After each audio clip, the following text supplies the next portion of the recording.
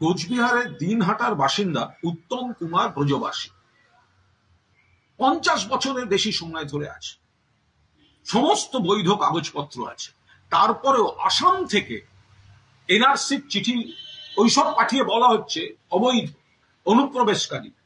কি করে পারে? এখতিয়ারে আছে আসামে। আমরা তো এই পদ্ধতিটারই বিরোধিতা করছি। এটা একটা বিরাট প্লট। বিজেপি শাসিত রাজ্যে বাংলা বললেই তারা ভারতীয়, তারা পশ্চিমবঙ্গের, তাদের বাংলাদেশি তকমা মেরে তুলে দেওয়া হচ্ছে বিএসএফ এর হাতে। তারা ওই সীমান্তে পাঠিয়ে দিয়ে বলছে ফিরলে গুলি করে মারবো, হ্যারাস করছে বাংলাবাসীদের। আর এবার দেখা গেল একেবারে বাংলার বৈধ বাসিন্দা তাকে আসাম থেকে চিঠি দিচ্ছে। ভাবতে পারেন এদের প্লট, চক্রান্ত। এখতিয়ারে পড়ছে না, তা সত্ত্বেও বাংলা, বাঙালি, বঙ্গবাসীকে টার্গেট করছে এই বিজেপি। মাননীয় মুখ্যমন্ত্রী মমতা বন্দ্যোপাধ্যায় তীব্র বিরোধিতা করেছেন। আমরা সর্বভারতীয় তৃণমূল কংগ্রেসের তরফ থেকে বিজেপির এই চক্রান্ত সম্পর্কে সকলকে আরো আরো আরো সচেতন করার আবেদন রাখছি, সচেতন করার চেষ্টা করছি। এই চক্রান্তের বিরুদ্ধে আমাদের প্রতিবাদ এবং আন্দোলন চলবে।